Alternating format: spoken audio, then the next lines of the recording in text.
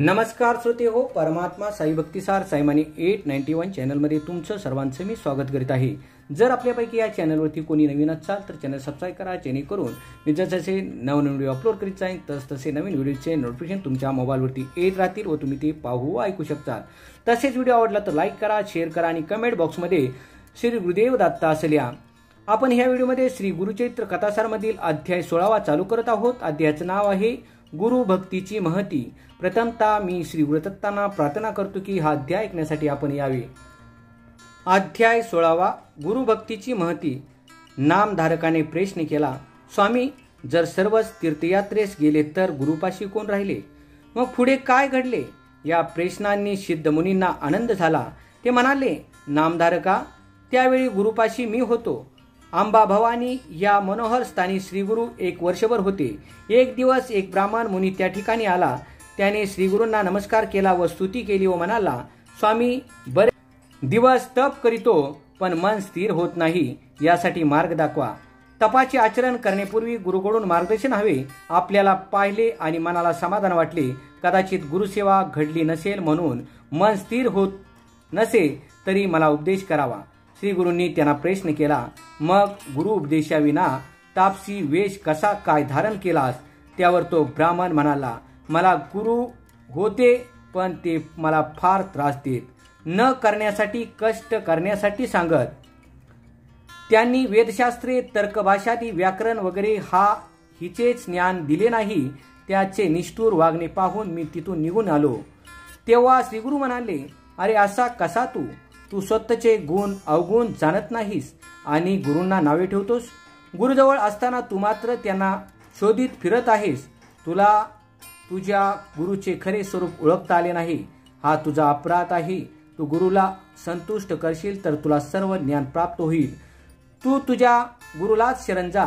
तेव्हा त्या ब्राह्मणाने खरा गुरु कसा ओळखावा असा प्रश्न केला। त्यावर श्री गुरूंनी सांगितले, गुरु म्हणजे माता पिता उपदेश करणारा असतो। गुरु म्हणजे ब्रह्मा विष्णू महेश हे जाणून त्यांची सेवा करावी। पूर्वी द्वारावती तीर्थापाशी धौम्य ऋषी नावाचे एक मुनी होते। त्याचे 3 शिष्य होते। एकाचे नाव अरुणी पांचाळ, दुसऱ्याचे वेद व तिसऱ्याचे उपमन्यू अशी होती। ते तिघे विद्यार्जनासाठी त्यांच्या आश्रमात राहत असत। पूर्वी गुरुची अशी पद्धत होती की ते शिष्याकडून सेवा करून घेत, त्याचे गुणाची पारख करीत नंतरच वरदान देत। त्याप्रमाणे त्यांनी अरुणी जवळ बोलावले व शेताला नीट पाणी देण्यास सांगितले। त्याप्रमाणे अरुणी शेताकडे गेला व त्याने पाहिले पाणी दुसरीकडे वाहून जात आहे। ते अडवण्यासाठी त्याने बरेच लहान मोठे दगड टाकून पाण्याचा प्रवाह अडवण्याचा प्रयत्न केला, पण पाण्याच्या वेगाने तो बाण टिकत नव्हता। शेवटी गुरूंच्या कार्यासाठी प्राण गेले तरी बेहतर असा विचार करून मनात आपल्या गुरुचे स्मरण केले व त्या बंधाऱ्यात स्वतः आडवा झोपून राहिला। पाणी आडले, हळूहळू धौम्याच्या शेताकडे वळून शेतात पसरू लागले। सूर्यास्त झाला पण अरुणी न आल्याने धौम्यांना काळजी वाटू लागली। ते अरुणी अशा हाका मारीत त्याच्या शोधात निघाले। ते ऐकून अरुणीने ओरडून सांगितले, गुरुजी, मी येथे आहे। ते त्या ठिकाणी गेले आणि पाहिले तर अरुणी बांधात आडवा झोपून त्यांनी पाणी अडवलेले आहे। आपल्या गुरूंना पाहून अरुणी तेथून आला व गुरूंना नमस्कार केला। त्याची गुरुभक्ती पाहून त्याला शुभ आशीर्वाद दिले। त्याला वेद शास्त्रादी व्याकरणासह सर्व विद्येचे ज्ञान झाले आणि गुरुकडून इच्छित वर प्राप्त करून आपल्या घरी गेला। धौम्यांनी आपल्या दुसऱ्या शिष्याची परीक्षा घेण्याचे ठरवले।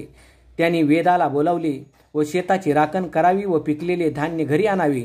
वेद शेतावर गेला आणि मेहनत केली, बरेच धान्य जमा केले। त्यावेळी गुरुंनी त्याला एक रेडा चोळून गाडा दिला व ते धान्य आणावयास सांगितले।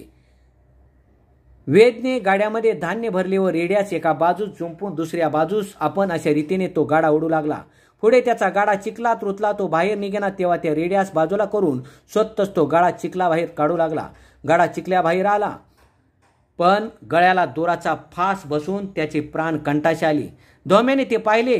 त्यांनी मानेचा फास सोडवला व जवळ घेऊन प्रेमाने कुरवाळले। त्याला वर दिला, वेदा, तुझी गुरुसेवा फार श्रेष्ठ आहे। तू वेदशास्त्र संपन्न होशील। असा वर मिळताच तो वेदशास्त्र संपन्न झाला व घरी निघून गेला। तिसरा शिष्य उपमन्यू हा पण उत्तमरित्या गुरुची सेवा करीत असे। त्याच्या परीक्षेची वेळ आली। त्याला आहार बराच लागायचा, त्यामुळे शिक्षणाकडे त्याचे लक्ष कमीच होते। यावर उपाय कोणता करावा याचा विचार धौम्याने केला। एके दिवशी त्यांनी उपमन्यूला गाई गुरे रानात चारायचे काम दिले. त्याप्रमाणे रोज तो सकाळी गुरांना रानात घेऊन जायचा व स्वतःला भूक लागली की घेऊन यायचा. एक दिवस गुरुच्या लक्षात आले. ते त्याच्यावर रागावले व सूर्यास्ताचे वेळी गुरांना आणावयास सांगितले. त्याप्रमाणे तो वागू लागला. पण भूक लागली की जवळपासचे घरी जाऊन भिक्षा मागे व आपली भूक भागवी. गुरूंनी पाहिले तर दुपारी न जेवण घेताही उपमन्यूची तब्येतीत कोणताही फरक पडला नव्हता. एक दिवस धोम्याने त्याला विचारली, काय रे उपमन्यू, दुपारी जेवण न घेता तुझी तब्येत चांगली कशी? उपमन्यू खोटे बोलला नाही. त्याने उत्तर दिले, गुरुदेव, मी तेथे 4 घरी भिक्षा मागतो व आपली भूक भागवतो. धोम्याने त्याला सांगितले, उद्यापासून सर्व भिक्षा घरी आणून द्यायची. उपमन्यूने गुरुची आज्ञा मान्य केली. त्याप्रमाणे तो गोळा केलेली सर्व भिक्षा घरी आणून देई आणि भूक लागली की पुन्हा भिक्षेत जाई. गुरुने ती भिक्षा पण आणून देण्यास सांगितले. त्याप्रमाणे तो वागू लागला. उपमन्यूला भूक लागायची, पण काय करणार? त्याने वासरांना दूध पिताना पाहिले आणि त्याने ते खाली पडणारे दूध ओंजळीत धरून प्राशन करण्यास सुरुवात केली. त्याचे तब्येतीत कोणताही न पडलेला फरक गुरुचे ध्यानी आला. त्यांनी तशा प्रकारे पुन्हा प्रयत्न केला.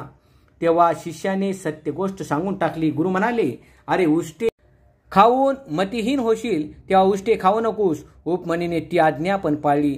त्याने ते वासराने तोंड लावलेल्या गायीच्या आचळणातून पडणारे दूध प्राशन करणे बंद केले. त्याला भूक सहन होईना. रुईच्या झाडातून झिरपणारा पांढरा द्रव त्याला दुधासारखा वाटला.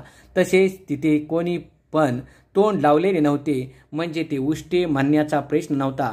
त्याने पानाचा द्रोण तयार केला व तो द्रव त्या द्रोणात भरून घेतला व त्याचे प्राशन केले. द्रोणात द्रव भरत असताना काही थेंब त्याच्या डोळ्यात उडाले व तो पूर्ण आंधळा झाला. त्याला गायी दिसेना, वाट दिसेना व चुकून तो एका विहिरीत पडला आणि आता गुरे गेली नाही तर गुरु रागवतील याची काळजी त्याला लागून राहिली. संध्याकाळ झाली, अजूनपर्यंत गुरे घेऊन उपमन्यू आला नाही याची काळजी धोम्यांना लागली. ते स्वतः रानात गेले. त्या ठिकाणी गुरे होती, पण त्याचा शिष्य कोठे दिसत नव्हता. त्यांनी त्याला हाक मारली तेव्हा त्यांना रडण्याचा आवाज ऐकूला येऊ लागला. ते आवाजाच्या दिशेने गेले तर त्यांना आपला शिष्य विहिरीत पडलेला दिसून आला व त्याला बाहेर काढले. नंतर धोम्यांनी अश्विनी कुमाराचे स्मरण केले. तत्क्षणी उपमन्यूला दृष्टी पुन्हा प्राप्त झाली. उपमन्यूने आपल्या गुरुचे चरणी नमस्कार केला. धोम्यांनी त्याला पोटाशी धरले व मस्तकावर वरद हस्त ठेवला. परिणामी त्याला वेदशास्त्राचे सर्व ज्ञान प्राप्त झाले. गुरुनी त्याला निरोप देतेवेळी आशीर्वाद दिला की आता घरी जाऊन सुखाने संसार कर, तुझी कीर्ती वाढेल, शिष्यही बरेच होतील. त्यातील उत्तंक नावाचा शिष्य मोठा ज्ञानी व पराक्रमी होईल. शेषाला जिंकून कुंडले घेऊन येईल. जन्मोच्चय राजा करवी सर्पसत्र तोच करील. इंद्राला व तक्षकाला शरण आणील.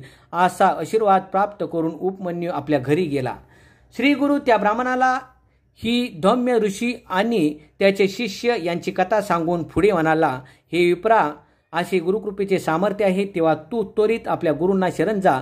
त्यांची सेवा कर, त्यांचे मन संतुष्ट ठेव, तेच तुला विद्यादान देतील. त्या विप्राने मग श्री गुरुचे चरणी आपले महत्त्व कळून आले. श्री गुरुचा आशीर्वाद घेऊन तो आपल्या गुरुपाशी निघाला. त्या ब्राह्मणाला ज्ञानी होण्याचा आशीर्वाद देऊन श्री गुरु भिलवडी येथे भुवनेश्वरी नाजिक औदुंबर क्षेत्री आले. तिथे काही काळ राहिले. तिथला महिमा पुढे आहे. श्री गुरुदत्तात्रेयार्पणमस्तु. पुंडलिकावरट श्री ज्ञानदेव तुकाराम पंढरीनाथ महाराज की, गोपाळ कृष्ण महाराज सांब शिवार महादेव, कैलास गुरुदेव दत्त ब्रह्मा विष्णू महेश्वरा. ओम नमो भगवती वासुदेवाय. ओम नारायण नारायण.